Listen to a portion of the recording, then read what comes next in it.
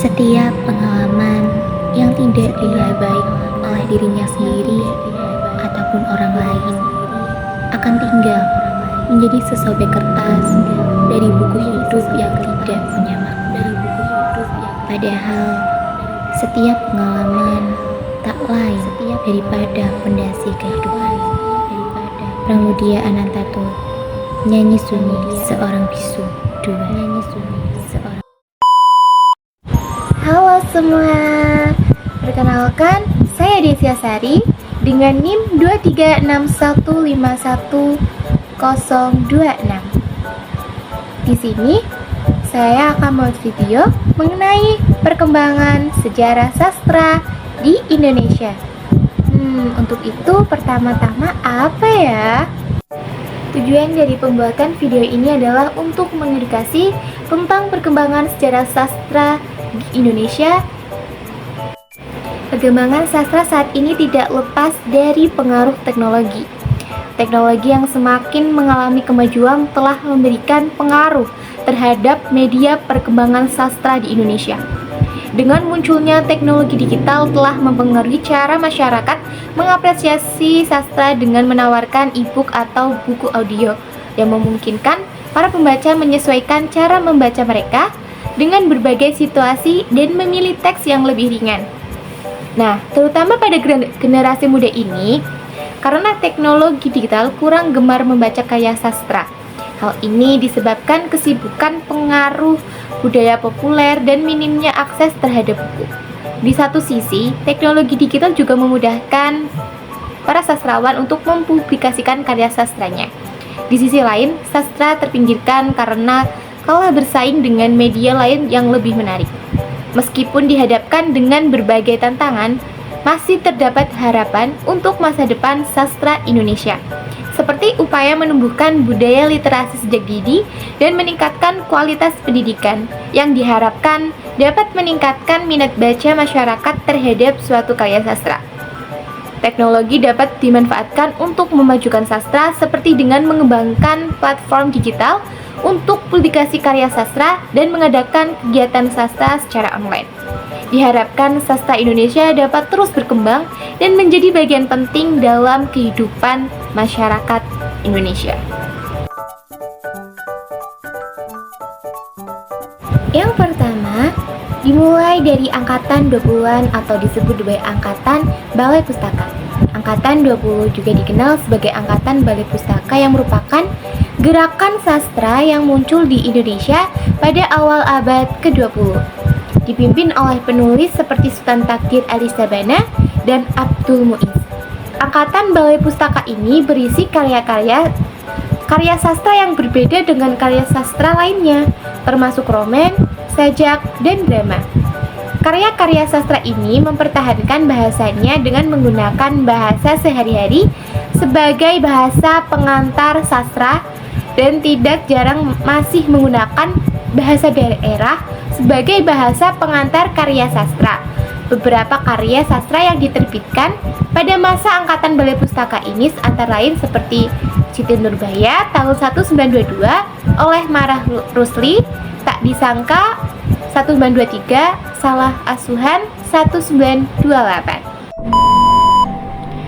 Ditandai dengan berdirinya Balai Pustaka pada tahun 1920 oleh pemerintah Hindia Belanda. Tujuannya untuk menerbitkan buku-buku bacaan yang murah dan berkualitas untuk rakyat Indonesia. Nah, karya sastra pada masa ini didominasi oleh roman dan cerita pendek yang mengangkat tema sosial dan budaya. Selanjutnya, angkatan 30-an atau angkatan Puja Baru. Angkatan 30-an ini adalah gerakan sastra yang muncul di Indonesia pada tahun 1930-an. Nama angkatan 30-an ini berasal dari majalah sastra dan budaya Pujangga Baru yang diterbitkan oleh Sultan Takdir Ali Sabana. Gerakan ini ditandai dengan berkembangnya semangat nasionalisme dan perlawanan terhadap penjajahan kolonial pada masa itu. Tokoh-tokoh yang menonjol dalam angkatan 30-an ini antara lain Sultan Takdir Ali Sabana, Amir Hamzah, dan Sanusi Pane. Karya sastra yang menonjol pada saat itu adalah novel layar terkembang karya Sultan Takdir Ali Sabana. Selanjutnya, ini adalah tokoh-tokoh dari Pujangga Baru. Nah, pada Pujangga Baru ini menekankan pada pembaharuan sastra dengan menggunakan bahasa Indonesia yang lebih modern dan ekspresif, dan mengangkat tema kemanusiaan universal dan semangat nasionalisme. Salah satu contoh karya yaitu Taman Sari oleh Armijmpane, Buah Rindu Amir Hamzah, Layar Terkembang Sultan Takdir Ali Sabana, Kerawang Bekasi Chairil Anwar. Itu merupakan salah satu karya dari angkatan Pujangga Baru. selanjutnya angkatan 45. Istilah angkatan 45 pertama kali disebutkan oleh Rosihahan Anwar pada 9 Januari 1949 dalam majalah Siasat. Angkatan 45 disebut juga angkatan kemerdekaan. Tokoh yang menandai periode sastra angkatan 45 antara lain Chairil Anwar, Asrul Rani Idrus, Ida Nasution, dan salah satu karya paling terkenal adalah puisi berjudul Aku dari karya Chairil Anwar. Ciri-ciri karya sastra angkatan 45 yang membedakan dengan periode lainnya adalah sebagai berikut. Ada bentuknya bebas, tidak terikat kaidah kebahasaan. Yang kedua, temanya diangkat dari realitas sehingga terkesan natural. Dan yang terakhir adalah lebih ekspresif. Ini adalah salah satu karya sastra yang ada di angkatan 45, yaitu puisi berjudul Aku karya Chairil Anwar. Sastra kisah. Sastra kisah pada angkatan 50-an mengacu pada periode di mana sastra Indonesia berkembang pesat setelah kemerdekaan negara pada tahun 1945. Periode ini secara historis penting karena mencerminkan semangat dan tantangan yang dihadapi oleh bangsa Indonesia dalam membangun identitas dan kebudayaan nasionalnya. Pada masa ini ditandai dengan terbitnya sebuah majalah sastra berjudul Kisah yang dipelopori oleh H.B. Jasin, dan di mana majalah kisah tersebut bertahan sampai tahun 1946 dan diteruskan dengan majalah sastra lain. Ciri khas dari angkatan sastra tahun 1990-an ini adalah karya sastra yang mendominasi cerita pendek dan kumpulan puisi. Dalam majalah kisah pun juga banyak muat mengenai cerpen dan puisi. Selanjutnya, angkatan 66. Munculnya nama angkatan 66 ini dicetuskan oleh H.B. Jasin dalam majalah Horizon nomor 2 tahun 1966. Pada saat itu terjadi gelombang aksi mahasiswa yang berhasil menumbangkan rezim pemerintahan yang melakukan tindakan penyelewengan. Ada beberapa ciri-ciri sastra angkatan 66, antara lain seperti puisinya ini menggambarkan kemuraman hidup yang menderita. Prosanya juga menggambarkan masalah kemasyarakatan. Peristiwa sastra dan budaya yang terjadi pada periode 60 ini salah satunya yaitu polemik tentang tenggelamnya kapal Van der Wijk dalam sebuah artikel harian Bintang Timur 7 September 1962, di mana pengarangnya ialah Abdullah SP yang mengucapkan bahwa Hamka sangat mirip dengan pujangga Mesir Al-Manfaluti, gaya bahasanya, jalan pikirannya, dan perasaannya yang dibilang sangat mirip. Selanjutnya ada angkatan 70-an. Angkatan 70 untuk pertama kali disinggung oleh Damien Toda. Ia merasakan dan menamai kesusastraan modern pada tahun 1970-an dengan nama periode 70-an. Ini bermula dari adanya pergeseran sikap berpikir dalam memandang sastra. Adapun pergeseran estetika dalam menembus batasan-batasan atau menggapai sesuatu hal yang baru, baik dalam bidang puisi, prosa, drama, sampai novel. Pada akhirnya, kemunculan atau periodisasi sastrawan-sastrawan angkatan 70 ada pada sifat eksperimentalnya dalam berkarya. Ciri-ciri dari karya sastra angkatan 70 yang membedakan dengan periode lainnya adalah sastrawan lebih berani bereksperimen dalam karyanya. Selanjutnya, banyak improvisasi terhadap karya sastra yang tidak ada pada angkatan sebelumnya. Selanjutnya, ada beberapa sastrawan di angkatan 70-an ini menganut aliran surrealis. Selanjutnya angkatan 80-an.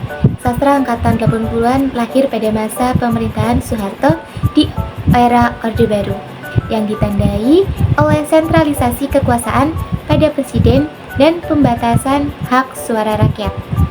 Para sastrawan Indonesia dihadapkan pada peraturan yang memberatkan, di mana karya yang dianggap provokatif atau mengancam dapat ditindaklanjuti oleh pemerintah.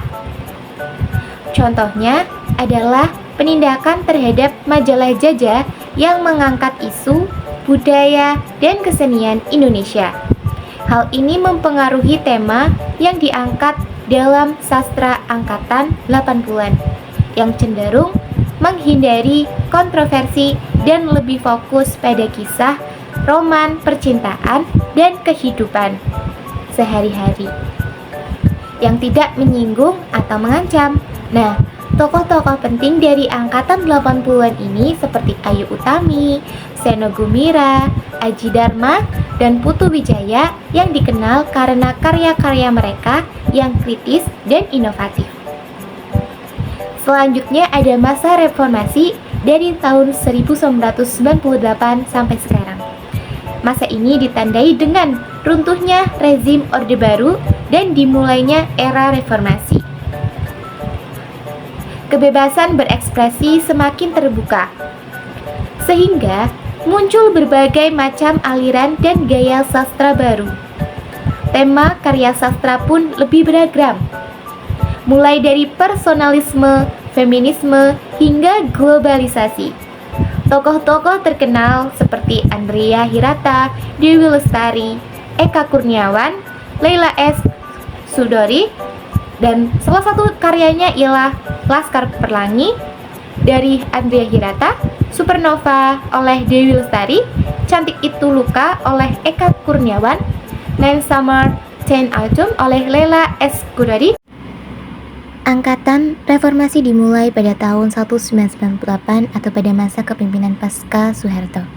Latar belakang angkatan reformasi ini ditandai dengan banyaknya karya sastra yang muncul, seperti novel, kumpulan cerpen, dan antologi puisi.